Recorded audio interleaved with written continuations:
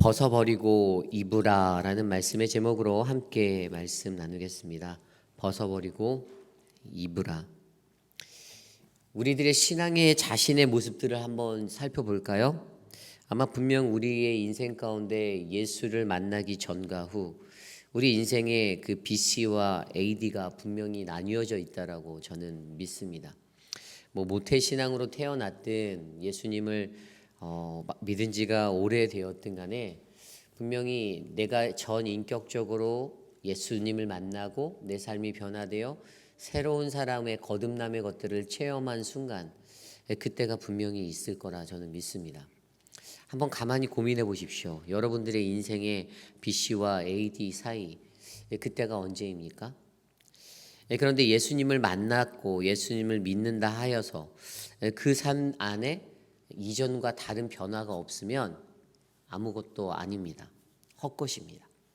왜냐하면 분명 예수 그리스도를 우리가 알기 이전의 삶과 이후의 삶에는 변화라는 것들이 반드시 일어나야 하기 때문입니다. 오늘 우리가 묵상한 에베소서 4장 17절과 24절, 그 이야기가 바로 인생에서 BC와 AD의 그 변화를 경험한 그리스도인들이 겪어야 되는, 반드시 나타나야 되는 것을 나타내는데, 그것이 바로 오늘 말씀의 제목 벗어버리고 입으라입니다. 우리가 만약에 어떠한 옷을 입을 때 안에 있는 것들, 이전에 입었던 것들을 벗지 않고 새 옷으로 환복하지 않잖아요. 그 위에다가 덧입어서 입을 수도 있지만 일반적으로 옷을 갈아입을 때 개념은 내가 이전에 입었던 옷을 벗어버리고 깨끗한 새 옷으로 갈아입는 것이 인간의 모습 아닙니까? 예수 그리스도를 알게 되고 만나게 된 그 순간, 인생의 BC와 AD 사이에도 반드시 있어야 하는 한 가지는 바로 벗어버리고 입어야 하는 그 모습이 있어야 된다는 사실이죠. 오늘 사도 바울은 그것을 에베소 교회에 전하고 있습니다. 오늘 17절 말씀에 이렇게 말합니다. 그러므로 내가 이것을 말하여 주 안에서 증언하노니 이제부터 너희는 이방인이 그 마음에 허망한 것을 행함같이 행하지 말라. 아멘. 여기에서 눈에 한 가지 확 들어오는 게 바로 이제부터라는 단어입니다. 굉장히 희망적인 단어예요. 이전에 죄악 가운데 거하였든, 또 이전에 내가 아주 형편없는 인생을 살았든, 예수님을 만나게 된 그 순간부터 우리에게 희망의 메시지가 되는 것은 바로 이제부터라는 하나님의 메시지가 우리에게 선포된다는 것입니다. 굉장히 희망적이죠. 소망 없고 가능성 없던, 아무리 둘러봐도 안 될 것 같은, 내가 너무 죄인된 모습의 투성이로 살았던지라 내가 안 될 것 같은데, 나는 자신이 없는데, 거기에 용기를 주는 한마디가 바로 이제부터라는 단어입니다. 이전의 것은 지나갔다. 그것들을 내가 다 이해한다. 라는 그 하나님 아버지의 마음. 그래서 거기에 우리의 인생 가운데 새로운 시작의 점을 더하여 주시는 것입니다. 그것이 바로 예수를 경험하게 된, 예수를 인격적으로 만나게 된 참된 거듭남의 자리를 경험하게 되는 사람이 느낄 수 있는 그러한 탄성의 자리입니다. 그런데 그러한 이전의 삶에 대해서 먼저 설명하는데, 이전의 삶은 이방인의 삶에 비유하여 설명하고 있었어요. 좀 전에 읽었듯이 이방인이 그 마음에 허망한 것으로 행함같이 행하지 말라라고 말하였죠. 여기에서 눈에 들어오는 것이 바로 마음에 허망한 것이에요. 마음에 허망한 것. 이 마음에 허망한 것이 무엇일까요? 이방인들이 마음에 허망함으로 살았는데 그러한 모습으로 살지 말라라고 이야기합니다. 마음의 허망함의 모습을 18절에는 이렇게 표현하고 있습니다. 그들이 총명이 어두워지고 그들 가운데 있는 무지함과 그들의 마음이 굳어짐으로 말미암아 하나님의 생명에서 떠나 있도다. 아멘. 그들이 총명함이 어두워지는, 진리를 인식할 수 없는 그러한 인생을 살았다라고 말합니다. 총명함이 없어요. 총명함이 있으면 무언가 빠르게 인식하고 인지해서 저 사람 총명하다라고 느낄 수 있는 그러한 것들이 있는데, 하나님을 알아가고 진리를 알아가는 것들에 대해서 그 총명함이 떨어지는 것입니다. 눈앞에 보이고 역사하는데도 그것들을 알아채지 못하는 거예요. 수많은 사람들이 그랬잖아요. 예수님이 사역을 하실 때 공생의 기간 중에 그가 이적을 베푸시고 기적을 일으키시는데도 눈앞에 보이는 그냥 기적이라는 것에만 관심이 있었지 기적 너머에서 일하시는 메시아, 그들이 기다렸던 구세주, 그 메시아에 대한 것들을 온전히 바라보지 못하고 알아채지 못하였습니다. 총명함이 떨어졌다는 거죠. 그리고 두 번째가 바로 무지케 된다는 것들에 대해서 이야기하고 있어요. 이 무지함이라는 것은 무엇을 말합니까? 잘 알지 못하는 겁니다. 근데 무엇에 대해서 잘 알지 못하는 것일까요? 죄에 대해서 무지하게 되는 거예요. 죄에 대해서. 이방인의 모습으로 살다 보니, 세상 풍파에 휩쓸려 살다 보니 그냥 그것들이 당연하다라는 것입니다. 그리고 그것들에게 자꾸만 이렇게 몸에 배어지고 습관화되다 보면 오히려 교회라는 공동체로 들어왔을 때 어떤 것들이 들어오는지 아십니까? 교회가 유도리가 없다라고 말하는 사람들이 발생하게 돼요. 세상에서는 다 허용되는데 교회가 앞뒤가 꽉 막혔네라고 말합니다. 그런데 죄에 대해서는 반드시 선을 그어야 하는 게 하나님의 말씀이고 가르침이잖아요. 근데 이것들이 모호해지는 거예요. 그래서 교회로 뭐가 들어옵니까? 교회로 동성애라는 문제가 들어오고, 교회로 말도 안 되는 법들이, 세상의 법들이 다 인정되어지면서 틈타 들어오는 게 다 이래서 생기는 문제입니다. 하나님 앞에서는 그게 다 죄인데 그것을 구별 못하는 그러한 상태로 빠지게 되는 거죠. 그러한 무지함에 이른다라고 설명합니다. 그리고 그들이 가졌던 또 한 가지 마음이 18절에 나온 대로 그들의 마음이 굳어짐으로라고 되어 있죠. 마음의 굳어짐. 이 돌같이 마음이 딱딱해지는 겁니다. 아주 딱딱해지는 거예요. 인정머리도 없고 사랑도 식어가고. 그래서 에베소 교회가 요한계시록에 예수 그리스도의 첫사랑을 잃어버린 그러한 교회였다라고 평가받았잖아요. 다 식어버렸다라고 말했습니다. 그들의 마음이 돌같이 딱딱한 마음. 좀 더 이것을 자세히 생각해 보면 돌같이 딱딱해진 마음은 양심의 가책을 느끼지 못하는 마음으로 변화된 겁니다. 그들이 어떤 것을 했는데도 이것이 죄인지 아닌지도 전혀 가책을 느끼지 못하는 겁니다. 당연하다, 괜찮아라고 생각하고 넘어가는 그러한 돌같이 딱딱한 마음, 하나님 앞에서 완전히 완고해지는 자세로 바뀌어버리는 것입니다. 그러한 모습들이 바로 그들에게 있었습니다. 마음의 허망함으로 살았던 사람들, 그들에게 있었던 그 모습이죠. 고통을 느끼지 못하는 그러한 마음으로 살게 되었습니다. 19절에 보니까 그들이 감각 없는 자가 되어 자신을 방탕에 방임하여 모든 더러운 것을 욕심으로 행하되, 결국에 그러한 총명이 어두워지고 무지하게 되고 마음이 굳어짐을 통하여서 어떻게 해요? 한마디로 그들이 감각 없는 자가 되었다라고 합니다. 무통의 사람이 되었어요. 통증을 느끼지 못해요. 고통을 느끼지 못해요. 마음에 이 것들이 너무나도 완고해져서 딱딱해져서 그런 것들을 전혀 느끼지 못하고 살아갑니다. 그런데 이러한 모습들을 일상생활에서 19절 말씀에 좀 더 뒤에 읽어보면 어떻게 된다고요? 그들의 삶이 어떻게 나타난다고요? 이러한 감각 없는 자가 되어버리니까요, 자기의 삶의 방탕에 방임하게 되고요, 모든 더러운 것을 용납하게 되고요, 욕심으로 행하게 된다라고 나와 있습니다. 삶의 모습의 세 가지. 그들의 삶이 방탕에 방임하는 것. 이 방탕의 방임은 무엇입니까? 그 어떠한 것도 제한받지 않는 거예요. 완전 나그네인데, 우리가 세상에서 이렇게 살다 보면 가끔씩 홈리스들을 볼 때가 있잖아요. 캘리포니아 살 때도 홈리스들이 참 많았거든요. 날씨가 좋으니까. 근데 그 사람들 보면 너무 자유롭잖아요. 그냥 저희 교회, 예전에 있었던 교회에도요, 그냥 때만 되면 사람들이 계속 막 들어와서 화장실에 가서 세수하고 목욕하고 가고 막 그랬었어요. 정말 자유예요. 너무나도 자유예요. 그 어떠한 제한도 느끼지 않습니다. 그들은 그러한 마음으로 살아가고 있어요. 수치도 모르고 두려움도 모르고 그냥 육적 욕망에 따라 그냥 마음 가는 대로 살아가는 인생이 되었다라는 거예요. 그게 바로 자신을 방탕에 방임한 채로 살아갔던 인생이죠. 그리고 모든 더러운 것, 성적 부도덕도 나타내는 것이고요. 또 세상에 있는 모든 도덕적인 타락, 그런 부도덕한 것들을 다 이야기하는 것인데, 가장 중요한 것은 영적인 타락과 간음이죠. 하나님에 대해서 어떻게 해요? 그 더러운 것들로 말미암아 하나님에 대해서 간음하게 되고 하나님에 대해서 음행하게 되는 그런 영적 타락들이 일어났다라는 사실입니다. 그리고 욕심이라는 것들을, 이 욕심이라는 단어로 욕심의 삶을 살아가는 것, 탐욕이 생기는 거예요. 자신의 욕심이 생기는 겁니다. 근데 그 탐욕 때문에 어떻게 됩니까? 또 다른 우상이 자기 안에 만들어져요.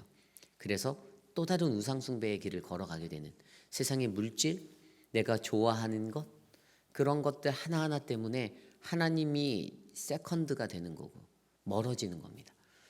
이 우선권이라는 것에 대해서 우선순위에서 하나님이 밀려버리게 되는 상황이 바로 이 욕심에서부터 일어나는 것이죠. 하나님으로부터 벗어나서 만족할 줄 모르는 인생을 사는 겁니다. 그래서 자꾸만 세상, 다른 곳에 눈 돌리고 그곳에서 만족을 찾아내는 겁니다. 이러한 인생이 바로 이방인들의 삶이었다라고 말합니다.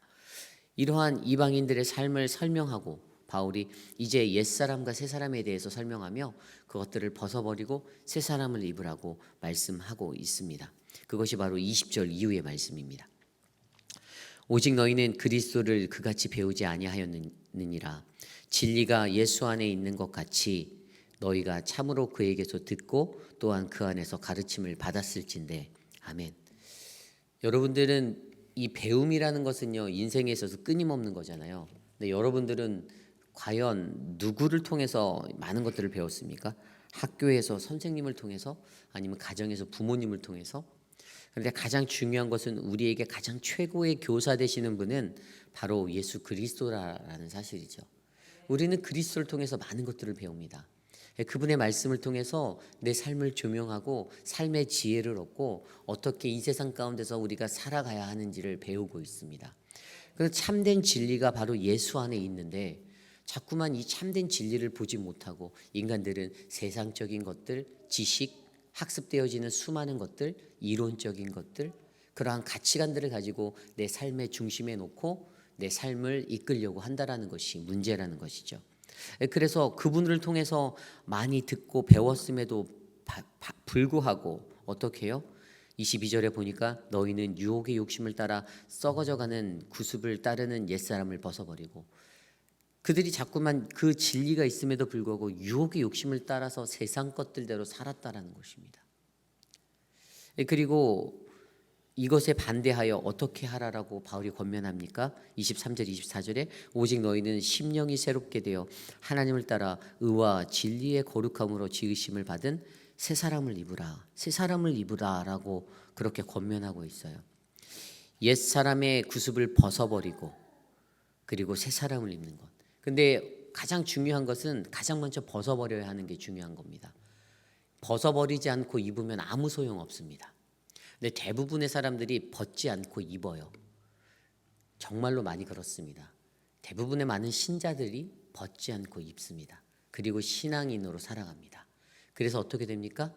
동일한 문제가 반복적으로, 죄의 문제가 해결되지 못한 채 우리의 공동체 가운데서, 가정 가운데서, 내 삶의 현장에서 계속적으로 반복적으로 일어나는 것입니다. 이것을 벗어버리는 것이 가장 먼저 중요하다라고 얘기합니다.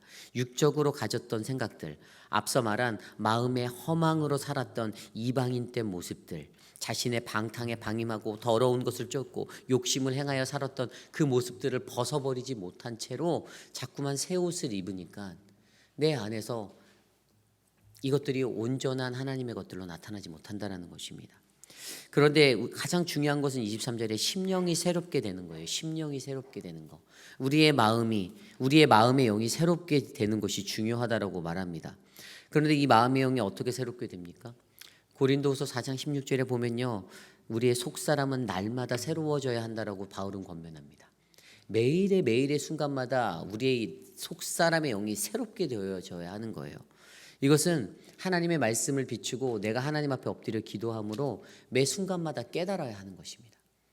내 삶에도 여전히 옛 구습의 모습들이 남아있다면 날마다 나를 치고 하나님의 말씀 앞에서 나를 깨뜨려야 하는 거예요. 이것이 계속해서 그리스도인 바로 새 사람을 입은 자들에게 일어나야 되는 모습이죠. 그리고 새 사람의 모습을 가진 사람에게는 어떠한 것이 나타난다고 설명됩니까? 24절 말씀에 보면 하나님을 따라 의와 진리의 거룩함으로 지으심을 받은 새 사람이라고 말합니다. 이것은 하나님의 형상, 그 잃어버렸던 하나님이 우리를 처음에 만드셨을 때 주신 그 하나님의 형상대로의 삶이 어떻게 해요? 죄 때문에 어그러지고 망가졌었는데 그것을 재창조하겠다라는 하나님의 의지죠. 너희들이 잃어버렸던 하나님의 형상을 내가 재창조시켜서 너희들에게 그리스도를 닮은 그러한 형상의 모습으로 이 땅에서 살아가게 하겠다.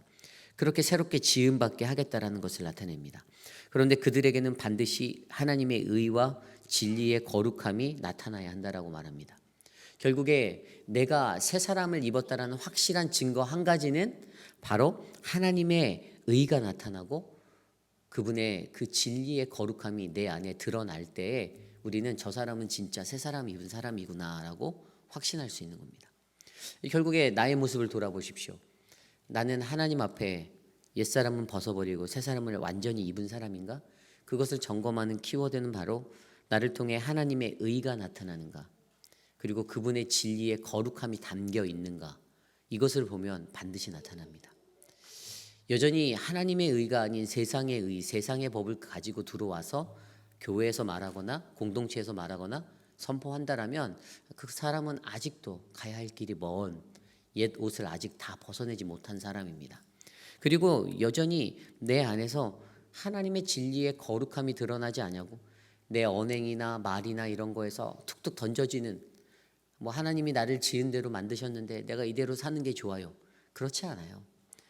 말 하나하나가 말 한마디도 정말 인격적으로 정말 보기에 너무나도 아름답게 다른 사람이 듣기에도 저 사람이 말하면 참 덕이 된다.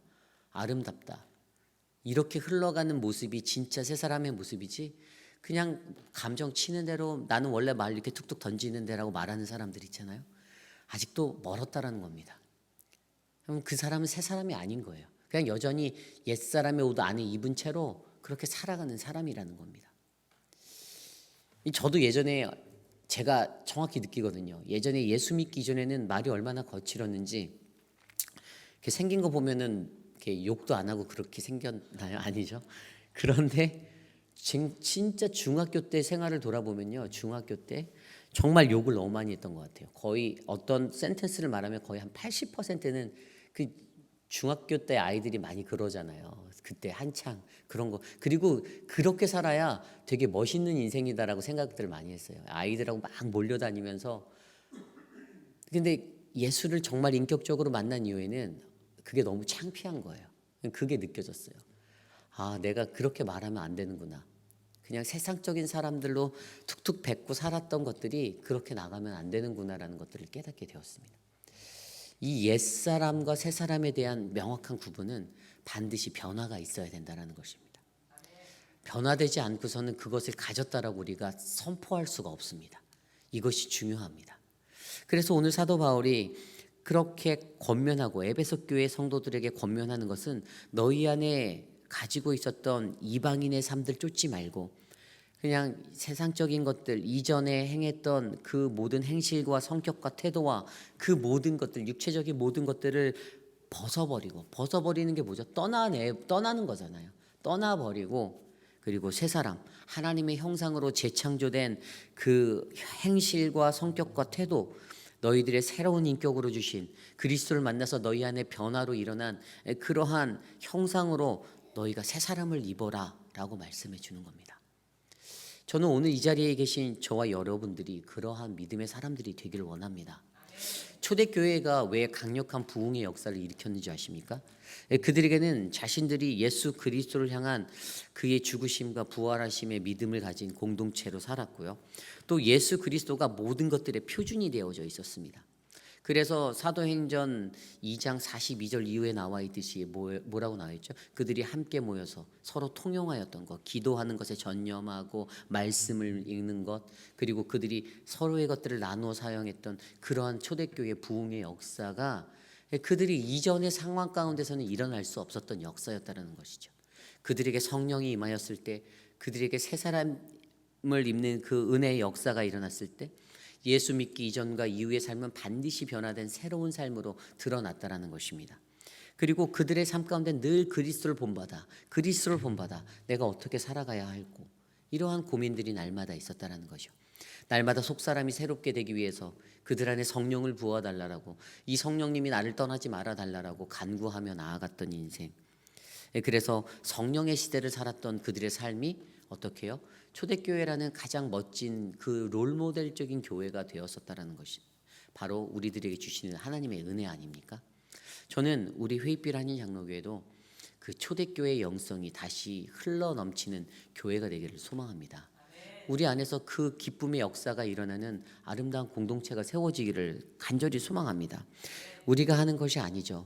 그것은 바로 우리 안에 부어주신 성령님을 통해서 내 마음의 감화 감동 큰 변화를 깨달아 알게 하시고 내가 자복하는 마음으로 내가 애통하는 마음으로 나의 옛 구습을 회개하고 청산하며 이제는 하나님의 형상으로 새롭게 변화되어 살아보겠습니다. 내 삶의 인격과 전인격적인 모든 것들이 하나님이 원하시는 형상대로 맞춰보겠습니다라고 간구하는 자들에게 주시는 아름다운 축복이 될 줄 믿습니다. 그러한 마음으로 이 시간 함께 기도드리기 원합니다. 마음의 허망으로 살지 말라. 이 헬라어 단어가 마타이 오테디라는 단어예요. 근데 이것은 하나님과의 분리된 삶으로부터 오는 현상이다라고 설명합니다. 하나님으로부터 떨어진 자들이 그들이 그냥 쓸모없는 생각들로 가득해서 그냥 세상의 것들을 쫓아 살았던 모습, 공허한 그런 공허함이 가득한 삶의 모습이 이 허망의 삶입니다. 그런데 하나님이 그렇게 살았던 옛 모습을 벗어버리고 깨끗이 벗어버리고 떠나버리고 그리고 이제는 예수 그리스도라는 성령으로 심령이 새롭게 된 그 옷을 새롭게 입어 우리의 삶 가운데 하나님이 주신 의와 진리의 거룩함이 드러나는 삶을 살라라고 말씀하시잖아요. 우리에게 벗어버리고 입으라. 그 은혜의 삶이 펼쳐지기를 소망합니다. 그 은혜가 나의 인생이 되기를 소망합니다. 이 시간 함께 그것을 위해 기도드리겠습니다.